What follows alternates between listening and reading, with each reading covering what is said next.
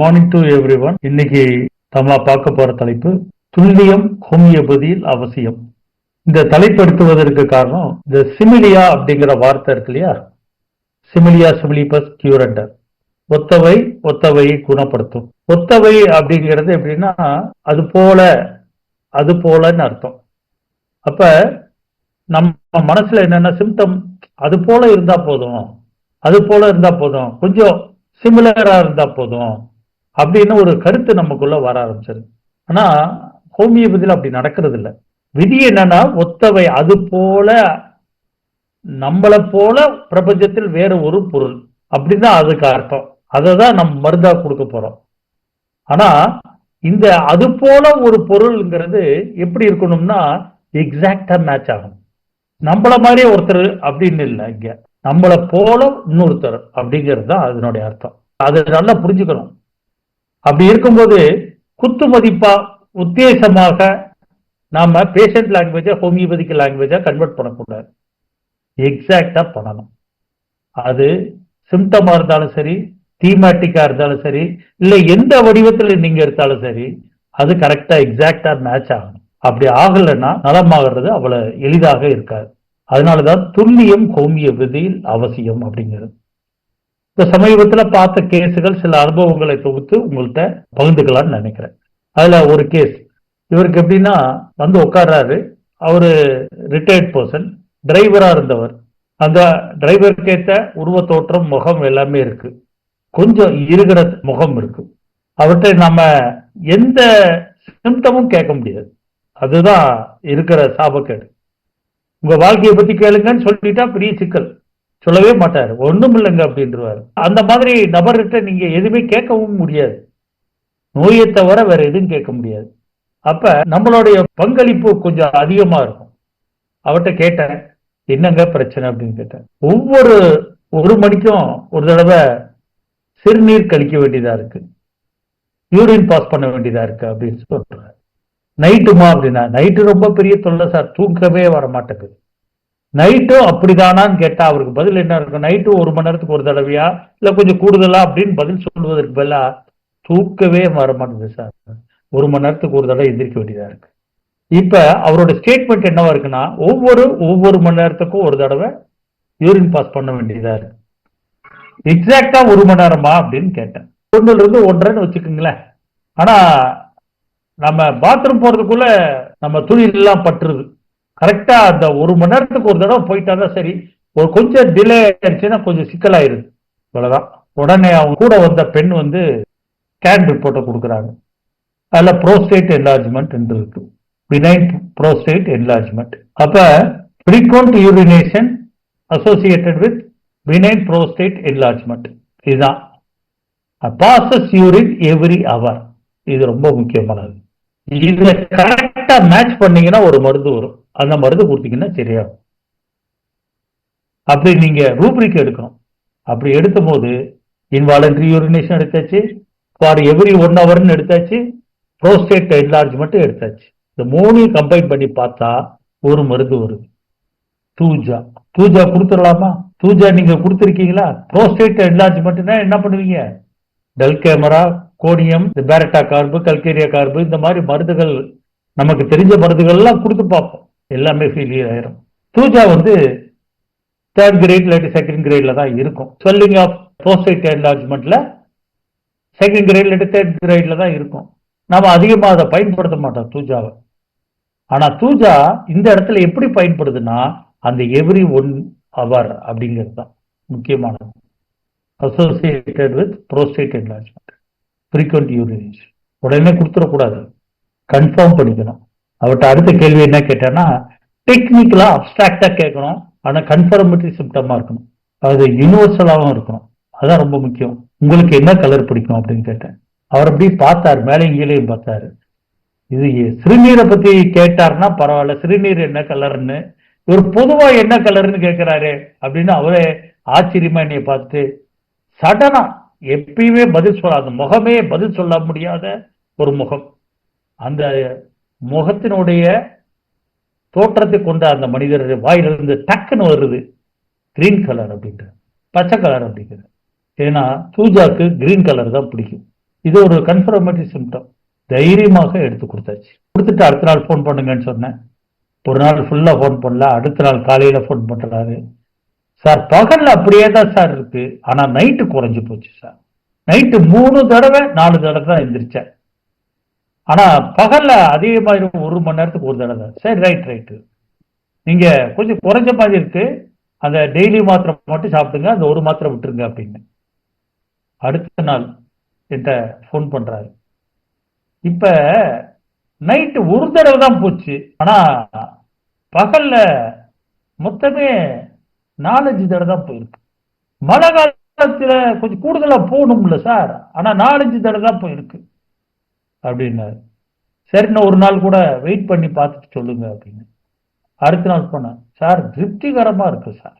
வீட்டுல இன்னும் சொன்னாங்க, ஆனா நான் நம்பல. ஏன்னா எனக்கு இதெல்லாம் இந்த ஹோமியோபதி அது இதெல்லாம் நம்பிக்கை இல்லை. இருந்தாலும் அவங்க சொல்லுவதற்காக வந்து வேற வழி இல்ல, ஆபரேஷன் பண்ணணும்னு சொல்லிட்டாங்க. அந்த ஆபரேஷனுக்கு பயந்துட்டு வந்தேன், ஆனா எனக்கு நம்பிக்கை இல்லை. ஆனா சரியா போச்சு சார். எப்படி பாருங்க, டூஜா தான் கொடுத்தேன். 2X 6 எவ்வளவு கரெக்டா மேட்ச் ஆகுது பார்த்தீங்க. அந்த எக்ஸாக்ட்னஸ், அந்த வார்த்தையை எப்பொழுதுமே ஹோமியோபதியர்கள் நம்பி இருக்கணும். Holistic individuality and exact matching of patients language into homeopathic language, இது ரொம்ப அவசியமானது. இன்னொரு கேஸ் தீமேட்டிக்கா எப்படி எக்ஸாக்ட்னஸ் பார்க்கணும் அப்படிங்கிறது. ஒரு லேடி வந்தாங்க, அவங்களுக்கு வந்து irregular menses. என்ன ப்ராப்ளம் கேட்டா தைராய்டு ப்ராப்ளம் அப்படின்னாங்க. என்ன பண்ணுது அப்படின்னா, ரொம்ப டயர்டா இருக்கு, ஒன்றும் பண்ண முடியல, எவ்வளவு சாப்பிட்டாலும் உடம்பு தேர மாட்டேங்குது. அவங்க வருத்தப்படுறாங்க, குண்டா இருக்கிறேன்னு வருத்தப்படுறேன், நீங்க ஒல்லியே தானே இருக்கீங்க, நல்லதானே, என்ன சாப்பிட்டாலும் தேர மாட்டேங்குது, ரொம்ப டயர்டா இருக்கு, டாக்டர்கிட்ட போனா தைராய்டு இருக்குன்ட்டாங்க, ரொம்ப டயர்டா இருக்கு, மூச்சு வாங்குது, என்ன உங்க வாழ்க்கையில பிரச்சனை? என்ன ஒரு பிரச்சனையும் இல்லை அப்படின்னாங்க. அப்ப அந்த குரல் பாத்தீங்கன்னா கொஞ்சம் தமிழ் வந்து வேற மாதிரி இருக்கு. நீங்க நாகர்கோயிலா அப்படின்னு கேட்டேன். இல்ல சார், ஸ்லோன் சார் அப்படின்னா. என்ன விஷயம் சொல்லுங்க அப்படின்னு.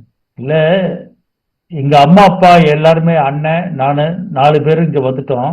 நான் இங்க வந்து ஒரு 2 வருஷத்துல எங்க அப்பா இறந்துட்டாரு. அப்புறம் கொஞ்ச நாள் ஆன பிறகு எங்க அம்மாவும் இறந்துட்டாங்க. எங்க அண்ணனும் அம்மா தான் கொஞ்சம் எங்களை வளர்த்தாங்க. அண்ணன் தான் முழுமையாக எனக்கு கல்யாணம் முடிச்சு வச்சாரு. அவரும் கல்யாணம் முடிக்கணுங்கிறதுக்காக அவர் ஒரு பொண்ணை லவ் பண்ணிட்டு இருந்தாரு. என்னை கல்யாணம் முடிச்சு கொடுத்து அதுக்கடுத்து அவர் கல்யாணம் பண்ணிக்கிட்டாரு. அவர் வந்து நண்பர்கள் கல்யாணம் பண்ணி வச்சாரு, நல்லவர்னு நினைச்சு வச்சாரு. கடைசியில முடிவு என்னாச்சுன்னா, அவரு குடிச்சிட்டு வந்து அடிக்கிறது அப்படி இப்படின்னு ஆயிப்போச்சு. எனக்கு இதுல ஒரு குழந்தை வேற பிறந்துருச்சு. எங்க அண்ணன் சமாதானம் எல்லாம் படுத்தி பார்த்தாரு. அப்புறம் எங்க வீட்டுக்காரருக்கும் எங்க அண்ணனுக்கு சண்டையாயிடுச்சு. எங்க அண்ணன் முடிவு பண்ணிட்டாரு, இந்த ஆள்கிட்ட பேசி ஒரு பிரயோஜனம் இல்லைன்ட்டு அவர் தன்னோட வாழ்க்கையை பார்க்கறதுக்காக வெளிநாட்டுக்கு போயிட்டாரு, கனடா பக்கம் போயிட்டாரு. இப்ப நானும் என் வீட்டுக்காரர் குழந்தைகளோட இருக்கிறோம். என்ன பண்றதுன்னே தெரியல. என்ன சொன்னாலும் எங்க வீட்டுக்காருக்கு ஒன்றும் புரியல. அவர் சுபாவத்தை மாத்த முடியல. நாங்க அங்கிருந்து அகதிகளாக இங்க வந்தோம். வாழ்க்கையே ரொம்ப கஷ்டம்தான். 3 வேளை சாப்பிட்றதே பெரிய பிரச்சனை தான்.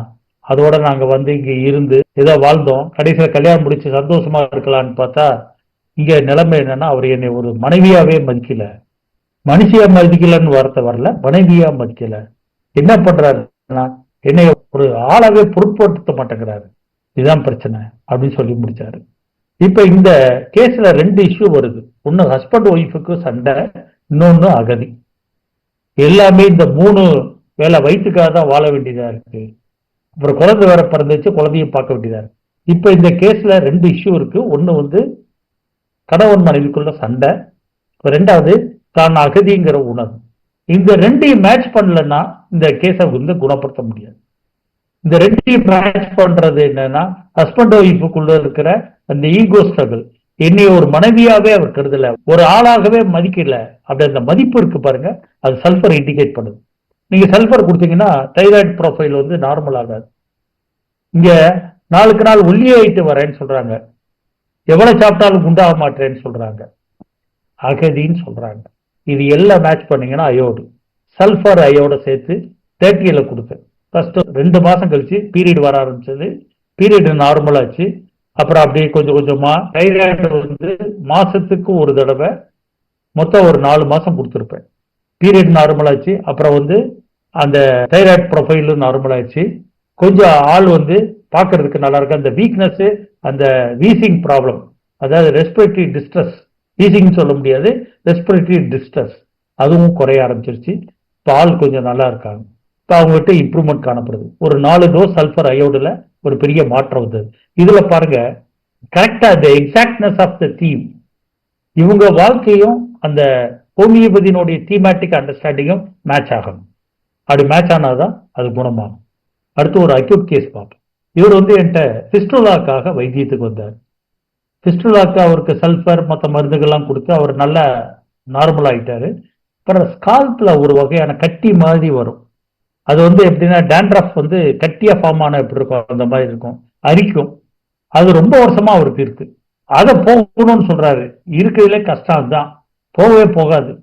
நானும் மருந்துகள் கொடுத்து கொடுத்து பார்க்கறேன், கேட்கல. இந்த சூழல்ல அவரை என்னால அண்டர்ஸ்டாண்டும் பண்ண முடியல.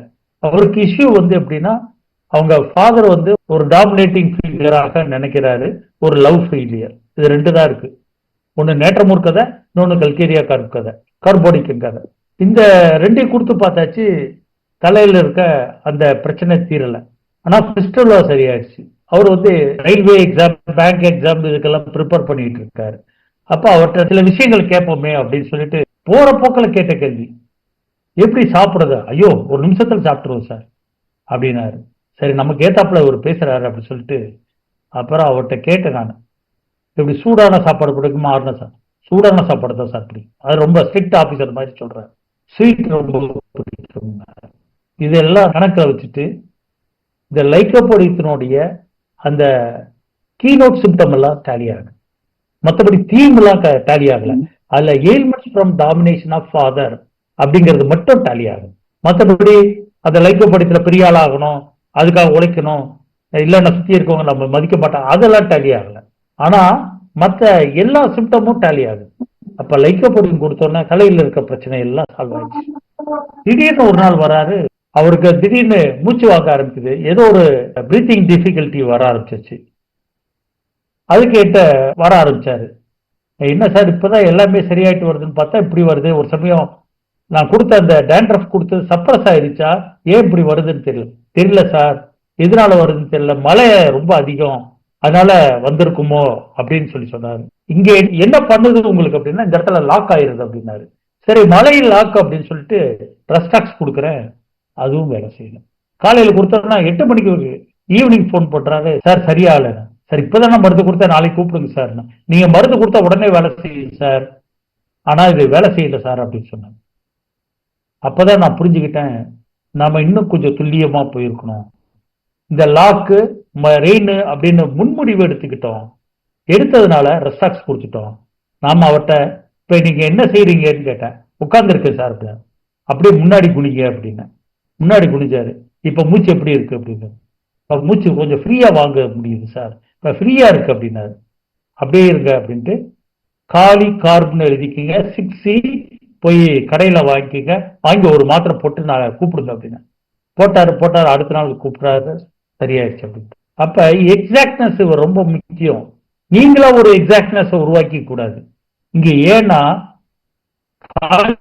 கார்ப் முன்னாடி குனிஞ்சா நல்லா இருக்கும், நேரா நிமிந்தாலும் நல்லா இருக்கும், நல்லா பாருங்க.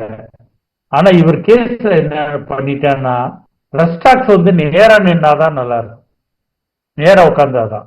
இதுல மொடாலிட்டியில அவருக்கு முன்னாடி குனிஞ்சாதான் நல்லா இருக்கு. இப்ப மேட்ச் ஆகல. இதுதான் நம்ம செய்த பிழை. இதை புரிஞ்சுக்கிட்டு தான் நான் மாத்தி கொடுத்து காலிகார்ப் அற்புதமா சரியாச்சு.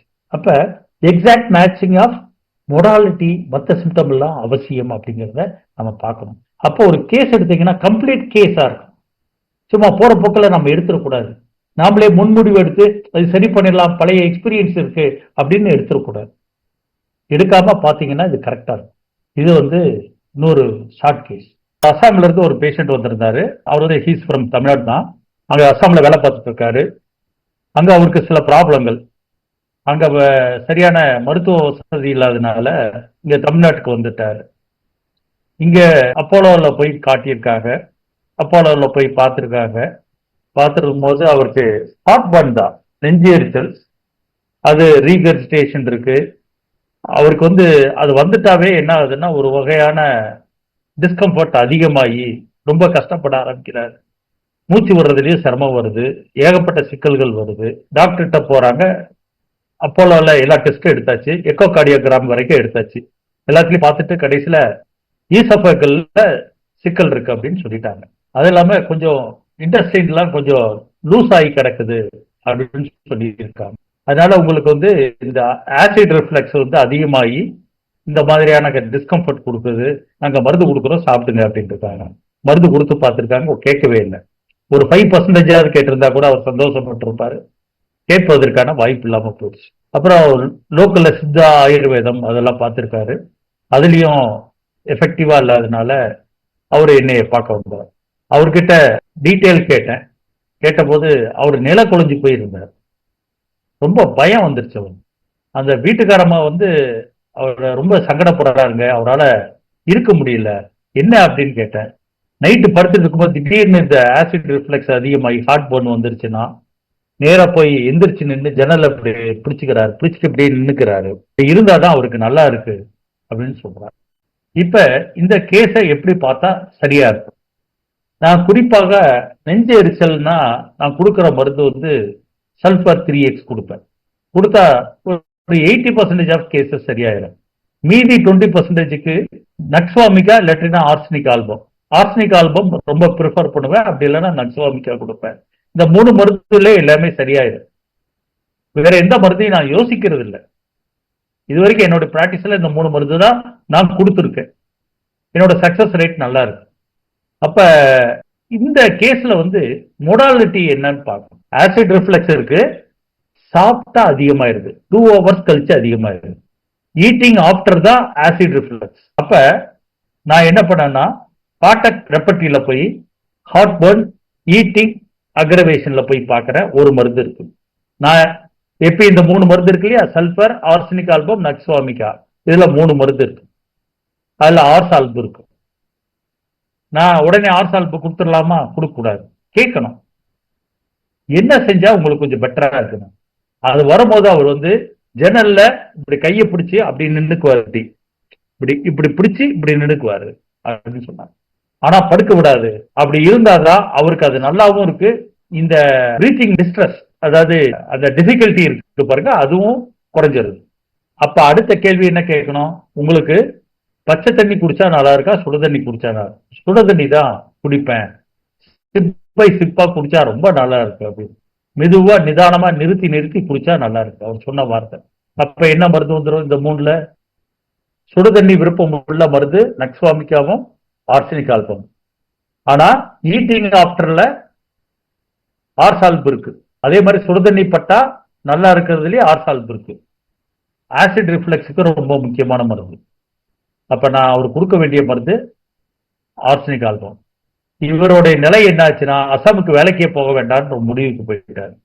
மாசத்துக்கு 3-4 லட்சம் ரூபாய் சம்பாதிக்கிறார். ஆனா வேண்டாம், அசாமுக்கே போக வேண்டாம்னு முடிவுக்கு வந்துட்டார். ஏன்னா இந்த நோயை வச்சுட்டு அங்க போக முடியாது அப்படிங்கிற நிலைக்கு வந்துட்டாரு. ஆனா டிக்கெட்லாம் ரிசர்வ் பண்ணியாச்சு. யோசிக்கிறாரு போவா வேண்டாமான்ட்டு. போகாம இருக்கிறதா நல்லதுன்னு நினைக்கிற இந்த நேரத்துல எனக்கு 2 நாள் தான் டைம். இந்த 2 நாளுக்குள்ள ஏதாவது சரியாயிருச்சுன்னா, கொஞ்சம் பெட்டரா இருந்துச்சுன்னா போயிடலாம், இல்லைன்னா வேண்டாம். எப்படி பாருங்க, எனக்கு டெட்லைன் வச்சாச்சு. நான் ஆர்சால்பு 3x கொடுத்திருந்தேன். அடுத்த நாளே போன் பண்ணி கேட்ட போது ரொம்ப நல்லா இருக்கு, அந்த பிரீத்திங் டிஃபிகல்ட்டியும் நல்லா இருக்கு, அந்த ஆசிட் ரிஃப்ளெக்ஸ், அந்த ஹார்ட் பர்ன் எல்லாமே நல்லா இருக்கு, ரீகன்சிடேஷனும் குறைஞ்சிருக்குன்னு சொன்னார். நெக்ஸ்ட் டே போன் பண்ணாரு, இன்னும் பெட்டர் ஆயிடுச்சு அப்படின்னாரு. இப்ப அவர் அசாம் கிளம்பி போயிட்டார். இப்படி இந்த கேஸ் வந்து சரியானதுக்கு காரணம் சரியான மேட்சிங், துல்லியம். துல்லியம்ங்கிறது எக்ஸாக்ட்னஸ். எக்ஸாக்டா நீங்க எடுத்தா மட்டும்தான் சரியாகும், இல்லாட்டா ஆகாது. There is no shortcut in homeopathy அப்படின்னு ஹனிமன் சொல்வது இதை தான் சொல்றாருன்னு நினைக்கிறேன். அடுத்து இன்னொரு கேஸ் பார்ப்போம். இந்த கேஸ் எப்படின்னா, அவருக்கு வந்து ஹார்ட்ல பிரச்சனை, வால்வுல ப்ராப்ளம், கால்சிஃபை ஆயிடுது, மிட்ரல் வால்ல பிரச்சனை, மூச்சு விட முடியல, வால்வ் ரீப்ளேஸ்மெண்ட் பண்ணணும், ஆப்ஷன் பண்ணணும்னு சொல்லிட்டாங்க. அதுக்கு எவ்வளவு செலவாகணும் உங்களுக்கு தெரியும். அவர் பார்க்குற வேலை தங்க நகைய செய்யற ஒரு நபரா இருக்கார். அவருக்கு வந்து இவ்வளவு ரூபாய் செலவு பண்ணி ஆபரேஷன் பண்ணா வசதி இல்லை. அப்போ ஒரு நபர் வந்து சொல்லியிருக்காரு, இந்த மாதிரி நான் அங்க ஹோமியோபதி டாக்டரை பார்த்தேன், ஏற்கனவே எனக்கு ஹார்ட் பிரச்சனை, எனக்கு ரொம்ப நல்லா இருந்ததுனால நீங்க போய் பாருங்க அப்படின்னு சொல்லியிருந்தாரு. இல்லைங்க எனக்கு வாழ்வுல ப்ராப்ளம்ங்க, அதனால நான் என்ன பண்றது, உங்களுக்காவது வாழ்வுல பிரச்சனை, எனக்கு ஹார்ட்டே பிரச்சனை, அங்க போய் பார்த்துதான் நான் நல்லா இருக்கேன் அப்படின்னு சொன்னதுனால அவர் வந்தார். அந்த நம்பிக்கையில தான் வந்தார். அவர்கிட்ட கேட்டேன், என்னங்க உங்களுக்கு சிக்கல் அப்படின்னு. நான் போஸ்ட் ஆபீஸ்ல வேலைக்கு போனேன், டெம்பரவரியா வேலை பார்த்துட்டு இருந்தேன். அப்புறம் ஒரு காலகட்டத்தில் வந்து உங்களுக்கு மார்க் ரொம்ப கம்மியா இருக்கு, 10th மார்க், அதனால நீங்க வந்து இங்க கண்டினியூ பண்ண முடியாது, எக்ஸாம் எழுதி தான் நீங்க வரணும், மார்க் ரொம்ப கம்மியா இருக்கிறதுனால எக்ஸாமுக்கு உங்களை எடுத்துக்க மாட்டாங்கன்னு. 60% மேல இருந்தா நீங்க 10th இருந்தாதான் நீங்க எக்ஸாமுக்கு எழுத முடியும் அப்படின்னு சொன்னதுனால நான் வேற வழி இல்லாம என்னுடைய குல தொழிலான நகை செய்யற தொழிலுக்கு நான் போயிட்டேன். அங்கேதான் இப்ப வேலை பார்த்துருவேன். 17,000 ரூபாய் சம்பளம் எனக்கு. ஒரு நகை கடையில வேலை பார்த்துக்கிட்டு இருக்கேன், வேற எந்த வேலையும் இல்லை. இதுதான் தொடர்ந்து செஞ்சுட்டு இருக்கேன். ஒரு பெண் குழந்தை எப்படியோ கல்யாணம் முடிச்சு கொடுத்துட்டேன். இப்ப ஆபரேஷன் அது இதுன்னு இருக்கு, எனக்கு ஒன்றும் பண்ண முடியாது. எனக்கு பிரச்சனையே வந்து பணம் தான், வேற எந்த பிரச்சனையும் இல்லை. செக்யூரிட்டி தான் இங்க முக்கியமா இருக்கும். செக்யூரிட்டினாவே 4th சப் கிளாஸ். அவர் வந்து தலை பால்டா இருக்கு. எங்க அதிகமா வேர்க்கும் கேட்டேன். தலையில அதிகமா வேர்க்கும், கால்சிஃபையா இருக்கு, தலையில வேர்க்குது, செக்யூரிட்டி பிரச்சனை. அப்ப என்ன மருந்து வரும்? யோசிக்காதீங்க, Calcarea corp. Calcarea corp 3x கொடுத்தாச்சு. கொடுத்துட்டு அவருக்கு ஏகப்பட்ட கஷ்டங்கள், மூச்சு விட முடியாது, படிக்கட்டு ஏற முடியாது, ரொம்ப சிரமம். அது அடுத்த நாளே நெக்ஸ்ட் டேவே அவருக்கு குறைய ஆரம்பிச்சிருச்சு. இப்ப நடக்கிறதுக்கெல்லாம் அவருக்கு முடியுது. படிக்கட்டு ஏறினாதான் சிக்கல் வருது. அப்புறம் கொஞ்ச நாள் ஆனோடனே படிக்கட்டு ஏற முடிஞ்சது. இப்ப அன்றாட வேலைக்கு இப்ப போறாரு. இடையில வேலையை நிப்பாட்டிட்டாரு, இப்ப வேலைக்கும் போறாரு. அந்த அளவுக்கு அது இம்ப்ரூவ்மெண்ட் வர ஆரம்பிச்சிருச்சு. ஏன் சரியாக வேலை செய்யுதுன்னா, இந்த கான்ஸ்டியூஷன் எல்லாம் இருக்கு பாருங்க, பிரிஸ்பிரேஷன் ஹெட்ல அதிகமா இருக்கிறது அப்படிங்கிறது பிசிக்கல் ஜெனராலிட்டி. மென்டல் ஜெனராலிட்டி என்ன? இன்செக்யூரிட்டி, பணம் பிரச்சனை, fear of money, fear of power. ஹார்ட்ல கால்சிஃபை ஆயிருக்கு. இதெல்லாம் கரெக்டா அந்த ஸ்ட்ரக்சர் இருக்கு இல்லையா, ஹார்ட்னோட ஸ்ட்ரக்சர்ல பிரச்சனை இருக்கு, கால்சிஃபை ஆகிக்கிறது. ஒரு ஸ்ட்ரக்சரல் சேஞ்ச் சிமிலரா இருந்ததுனால குணமாக ஆரம்பிச்சு. இதுதான் காரணம். அவர் ரொம்ப சந்தோஷப்பட்டார். அவரை அனுப்பி வச்சாரு பாத்தீங்களா, அவரோட கேஸ இந்த இடத்துல சொல்லி, இவருக்கு நாங்க வந்து கல்கேரியா கார்ப் 3x தான் கொடுத்தேன், ஒரு டோஸ் தான் கொடுத்துருக்கேன், அதுக்கப்புறம் கொடுக்கல. நல்ல மாற்றம், ரொம்ப அற்புதமான சேஞ்ச். இவரை ரெக்கமெண்ட் பண்ணாரு பாருங்க. அவரோட கேஸ் வந்து எப்படின்னா, அவர் வந்து தச்சர், கார்பெண்டர். அவருக்கு என்ன சிக்கல்னா, இதே மாதிரி வாழ்வுலார் ப்ராப்ளம். அவர் வந்து மூச்சு விட முடியல, நடக்க முடியல, ஏகப்பட்ட சிக்கல், வேலைக்கும் போகல, அவருக்கும் சர்ஜரி தான் பண்ணணும்னு சொல்லிட்டாங்க. இந்த கேஸை எடுத்து என்ன உங்க வாழ்க்கையில பிரச்சனைன்னு கேட்டேன். அவங்க வாழ்க்கையில ஒரே ஒண்ணுதான் பிரச்சனை சார், இவ்வளவு நாளா என் தம்பி என் கூடயே இருந்தான், எங்க வேலைக்கு போனாலும் கூட வருவான், இப்ப சமீபமாக எங்க வீட்டு விட்டு பிரிஞ்சு அவன் தனியாக போக ஆரம்பிச்சிட்டான், வேற வழியே இல்லை சார், எனக்கு அது ரொம்ப பாதிப்பு உண்டாயிருக்கு, ஒரு கையை உடைஞ்ச மாதிரி இருக்கு அப்படின்னாரு. பாஸ்பரஸ் 3x ஸ்கால்டனுடைய அடிப்படையில், ஸ்கால்டன் இந்த பிரதர் இருக்கு இல்லையா, அந்த கான்செப்டை வச்சு 3x கொடுத்தேன். ஹார்ட் வந்து ரொம்ப சேஞ்ச், அதாவது ரிமார்க்கபிள் சேஞ்ச். அவரு நல்ல இம்ப்ரூவ் ஆயிட்டார். அந்த இம்ப்ரூவ் ஆனதுனாலதான் இன்னொருத்தரை ரெக்கமெண்ட் பண்ணி என்னை பார்க்க சொன்னார். இந்த ஒரு கேஸ், இதுக்கும் 3x தான் கொடுத்திருந்தேன். இது வரைக்கும் 3x வந்து அவங்க ஒரே ஒரு தடவை தான் எடுத்திருக்காங்க, 2-3 தடவை எல்லாம் எடுக்கல. இன்னொரு கேஸ் வந்து இதே மாதிரி ஹார்ட்ல பிரச்சனை, அவங்க சர்ஜரி பண்ணுனாங்க. அவங்களுக்கு கேஸ்ட்ரிக் ப்ராப்ளம் கூட அசோசியேட்டடா இருக்கு, ஏப்பம் அதிகமா வரும், எரெக்டேஷன் அதிகமா வரும், இந்த மாதிரி சிக்கல்கள்லாம் இருக்கு. இவங்கள வந்து நான் வந்து எப்படா இந்த கேஸை சரி பண்ண முடியுமா முடியாதாங்கிற சந்தேகத்துல அவங்கள வாழ்க்கையை பத்தி சொல்லும் போது, என் ஹஸ்பண்ட் உடம்பு சரியில்லாம இருந்தாரு, அவர் கொஞ்ச நாள் இருந்து அவர் இறந்துட்டாரு, அது கூட எனக்கு பெரிய பாதிப்பு இல்லை. ஆனா என்னோட தம்பிங்க 2 பேர் இறந்தது தான் என்ன ரொம்ப பாதிப்பு. எதுக்கு அப்படின்னு கேட்டேன். அவங்க சிறு வயசுலயே இறந்துட்டாங்க, வாழ்க்கையை பார்க்காமலே இறந்துட்டாங்க, அதான் எனக்கு மனசுல ரொம்ப பாதிப்புன்னு சொன்னாங்க. அப்புறம் பையன்கிட்ட கேட்ட, அம்மாவோட கேரக்டரை சொல்லுங்க அப்படின்னா, ஒரு 22 லட்சம் ரூபா ஒருத்தவங்களுக்கு கொடுத்துட்டு இன்னைக்கு வரைக்கும் வாங்காம இருக்காங்க, கிட்டத்தட்ட 17 வருஷமா வாங்காம இருக்காங்க. அந்த அம்மாட்ட கேட்டேன், என்னம்மா இது வருத்தம் இல்லையாமா அப்படின்னு கேட்டேன். அது என்ன சார் பெரிய வருத்தம், ரூபா தானே சார் போயிட்டு போகுது, தம்பியே போயிட்டான் என்ன, அப்ப கூட தம்பியே போயிட்டான்னு தான் சொல்றாங்க, ஹஸ்பண்ட் போயிட்டான்னு சொல்லாது. பாஸ்பரஸ் 3x தான் கொடுத்தேன், ரொம்ப அற்புதமாக அதுவும் வேலை செஞ்சது. 3 தடவை கொடுத்துருக்கேன் இது வரைக்கும் பாஸ்பரஸ் 3x. எப்பெல்லாம் பெயின் வருதோ அப்பெல்லாம் எடுத்துக்கங்கன்னு சொல்லியிருந்தேன்.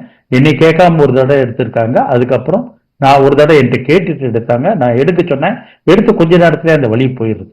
இந்த பாஸ்பரஸ் 3x அவங்கள ரொம்ப சந்தோஷமாகவும் கம்ஃபர்டபுளாகவும் ரொம்ப திருப்திகரமாகவும் வச்சிருக்கு. ஆனா இது வந்து கம்ப்ளீட்டா கேஸ் வந்து முடியாத கேஸ், ப்ராக்ரஸ்ல இருக்கிற கேஸ் தான் இந்த 3 கேஸையும் நான் உங்ககிட்ட ப்ரெசென்ட் பண்றேன். ஆனா இதுல வந்து எனக்கு கட்டாயமா 3 பேரும் நல்லா ஆயிருவாங்கன்ற நம்பிக்கை எனக்கு இருக்கு. அதனாலதான் இதை சொல்றேன். அடுத்து இன்னொரு கேஸ் வந்து லங்ல வந்து ஒரு வகையான டேமேஜ் ஆயிருக்கு. அதனால வந்து ஹேமரேஜிக்கல் டெண்டன்சி அதிகமாகி வாயில ரத்தம் வர ஆரம்பிச்சிருச்சு, பிளட் வாமிட்டிங் எடுக்க ஆரம்பிச்சிட்டாங்க. இந்த கேஸை வந்து மீனாட்சி மிஷன்ல தான் அந்த லங்ஸ் வந்து சரி பண்ணாங்க. அந்த ஓட்டையெல்லாம் அடைச்சிருக்காங்க. அது 2 தடவை அந்த மாதிரி செஞ்சிருக்காங்க. அந்த கேஸ் வந்து என்கிட்ட வந்தாங்க. 2வது தடவை அந்த ஓட்டை அடைச்ச பிறகு என்கிட்ட வந்தாங்க. திருப்பி வந்துரும்ன்ற ஒரு பயம் அவங்களுக்கு இருந்தது. ஏகப்பட்ட எல்லாமே இருந்தது அவங்களுக்கு. கழுத்து வலி, அந்த வலி, இந்த வலி, ஏகப்பட்ட சிக்கல்கள், நடுக்கம் இருக்கு அவர். இதோட தான் என்கிட்ட வந்தாங்க. நான் அவங்ககிட்ட பேசிட்டு என்ன உங்களுக்கு சிக்கல் இருக்கு அப்படின்னு கேட்டேன். ஒரே ஒன்று, நான் வசதியா இருந்தேன், 3 கோடி ரூபாய் தங்க நகையில வியாபாரம் பண்ணி சம்பாதிச்சேன். அந்த வியாபாரத்துல 2 கோடி ரூபாய் விட்டுட்டேன். 1 கோடி ரூபாய்க்கு வீடு வாங்கி கொஞ்சம் இடத்த வாங்கிட்டேன். அந்த 2 கோடி ரூபாய் வியாபாரத்துல விட்டது போது எங்க வீட்டுல வந்து எங்க மாமனார் மாமியார் எல்லாம் என்னை வந்து கொஞ்சம் அசிங்கமா பேசிட்டாங்க. எனக்கு ரொம்ப மனசு சங்கடம் ஆயிடுச்சு. என்ன பண்றதுன்னே தெரியல. இதுல இருந்து மீள முடியாம இருந்தேன். அப்புறம் எப்படியோ மேக்கப் பண்ணி வாழ்க்கையை ஓட்டி அந்த ரூபாவை கொஞ்சம் ரூபாய் சம்பாரிச்சு ஒரு இடங்கள் வாங்கி போட்டு எல்லாமே செஞ்சேன். அந்த இடத்த வித்து என் குழந்தைகள் எல்லாம் கல்யாணம் முடிச்சு கொடுத்தேன். இப்ப சும்மா இல்லாம என்னுடைய ஒய்ஃபோட நகையை வாங்கி அதை வித்து அந்த காசை எடுத்து ஒரு இடத்த வாங்கிட்டேன். இப்ப நகை விலை வந்து கூடி போச்சு, இடத்தின் விலை அப்படி நின்றுச்சு. எனக்கு இதுதான் பெரிய மனசு கஷ்டம். ஒய்ஃபோட்ட வாங்கின நகையை நான் திருப்பி தர முடியலையேங்கிறது தான் எனக்கு பெரிய கஷ்டம். அது எப்படி சார் ஃபீல் பண்றீங்கன்னா, ஏற்கனவே பிசினஸ் லாஸ் ஆன போது எங்க மாமனார் மாமியார் வீட்டுல எனக்கு எதிர்ப்பு இருந்தது. என்னை வந்து ஒரு ஆளாவே கருதல. அவங்க ஒரு மாதிரி பேச ஆரம்பிச்சிட்டாங்க என்னைய.